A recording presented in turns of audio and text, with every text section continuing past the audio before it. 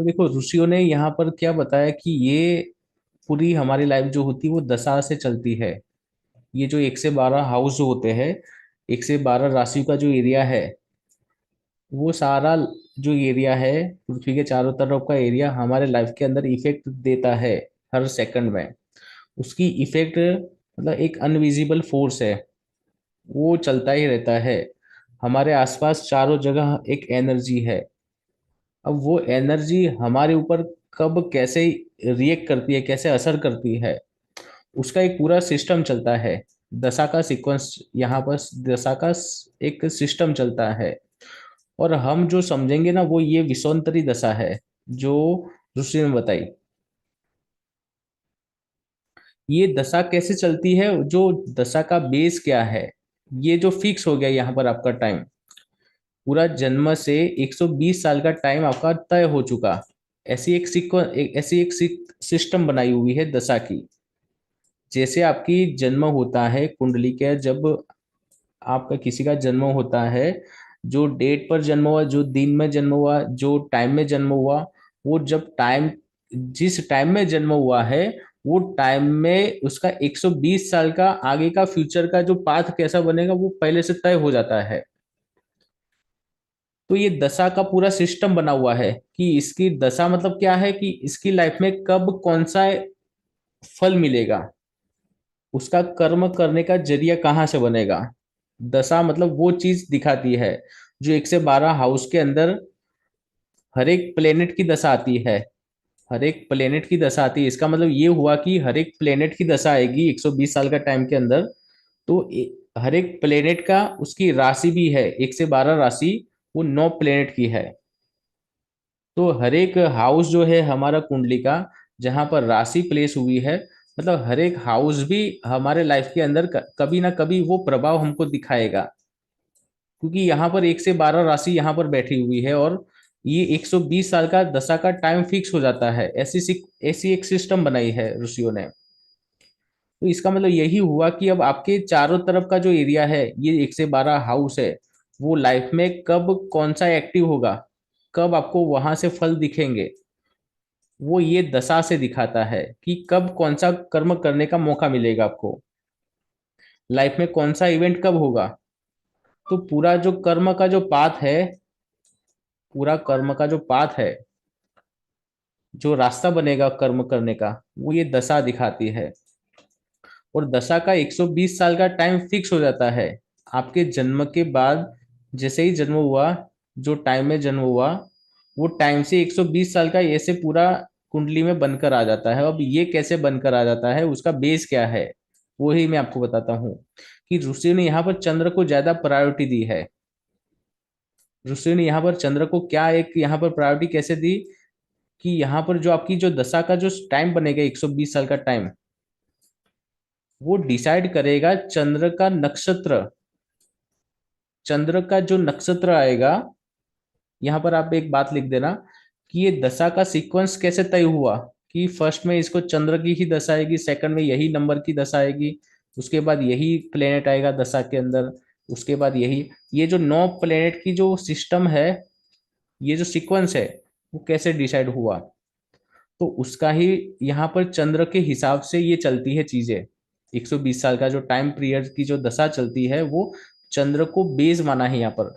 और वो बेस का नियम क्या है, मैं आपको लिखा दूं, आप लिख दो कि चंद्र जिस नक्षत्र में होगा, ये चंद्र आपकी कुंडली में जब भी जो दिन में जन्म हुआ है, वो दिन में आपका जो चंद्रमा जिस राशि में था, और जो नक्षत्र उसको मिला चंद्र को, वो नक्षत्र का जो स्वामी होगा, जैसे ये राशि का स्वामी होता है, वैसे ही ये नक्षत्र का भी स्वामी होते हैं। और ये स्वामी जो होते हैं वो टोटल 9 प्लेनेट ही होते हैं। जैसे ये राशि, वृश्चिक राशि मतलब मंगल की राशि है, ये मेष मंगल की राशि, मकर शनि की राशि है। ऐसे ही ये अनुराधा नक्षत्र भी ऐसे कोई ना कोई प्लेनेट का होता है। तो ये ऐसा हुआ यहाँ पर कि चंद्र जिस नक्षत्र में होगा, वो नक्षत्र का स्वामी, चंद्र जिस नक्षत्र में होगा, वो नक्षत्र का जो स्वामी आएगा, वो ही ये प्लेनेट बनेगा। आपकी पहली दशा वहां से स्टार्ट होगी। चंद्र का जो नक्षत्र आएगा, और वो नक्षत्र का जो स्वामी होगा, वहां से आपकी पहली नंबर की दशा स्टार्ट होगी। वहां से पूरा कैलकुलेशन स्टार्ट होगा 120 साल का। ये आपको समझ में आई बात, मुझे बताओ।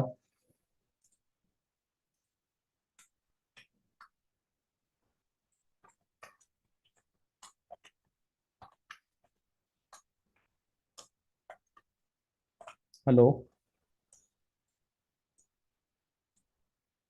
हेलो।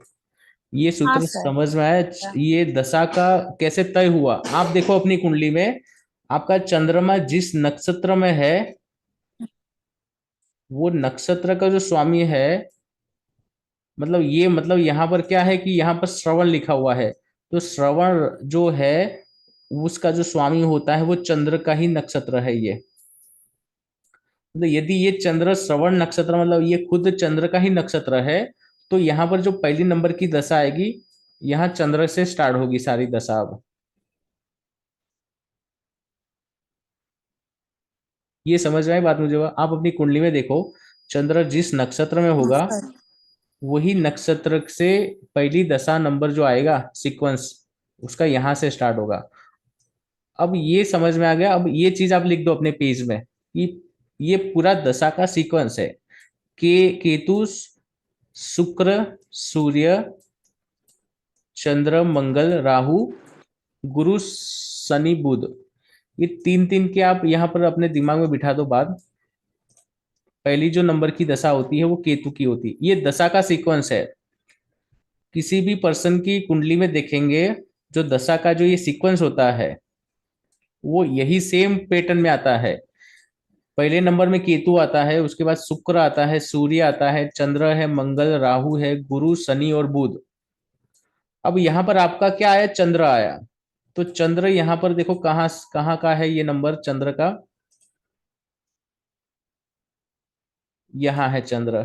तो चंद्र के बाद कौन आएगा? मंगल आएगा। मंगल के बाद राहु आएगा, उसके बाद गुरु आएगा, उसके बाद शनि आएगा, उसके बाद बुध आएगा, उसके बाद केतु आएगा, शुक्र आएगा, उसके बाद सूर्य आएगा।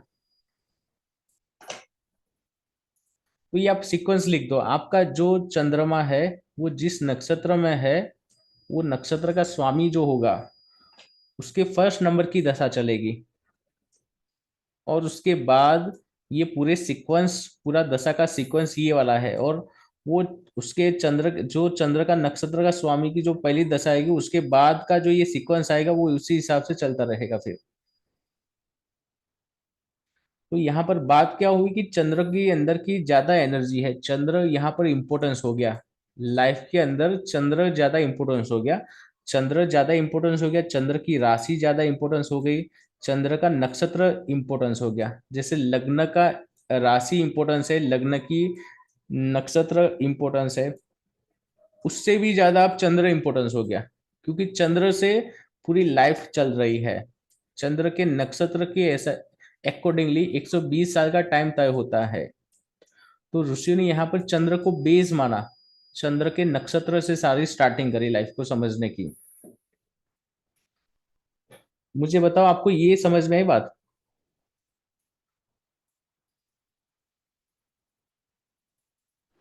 हाँ सर। आपको किसी भी कुंडली में जब देखेंगे, चंद्र का जो नक्षत्र आएगा, वो नक्षत्र का जो स्वामी होगा। अभी यहाँ पर ये जो ग्रह स्थिति है, यदि आप ग्रह स्थिति सब में जाएंगे, ये वाले टैब में जाएंगे, तो ये जो नक्षत्र है उसके स्वामी भी लिखे हुए होंगे वहां पर, यहाँ पर उसके नक्षत्र का नाम लिखा हुआ है। लेकिन यदि आप ये ग्रह स्थिति सब में जाएंगे, तो वो नक्षत्र का पर्टिकुलर नाम लिख कर आएगा।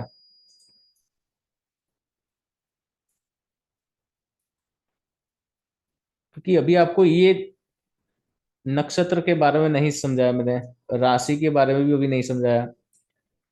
तो यदि आपको यहाँ पर नहीं समझ में आएगी कि ये नक्षत्र का स्वामी कौन है, कौन सा प्लेनेट है, तो आप ये ग्रह स्थिति जो सब है वहां पर चले जाओ। सेम पैटर्न में सारी चीज लिखी हुई है। वहां पर चंद्र का नक्षत्र का नाम, और सॉरी, नक्षत्र का पूरा पहले से उसका नक्षत्र का स्वामी लिखा हुआ है वहां पर। तो ये आपको दिख जाएगा, मुझे बताओ।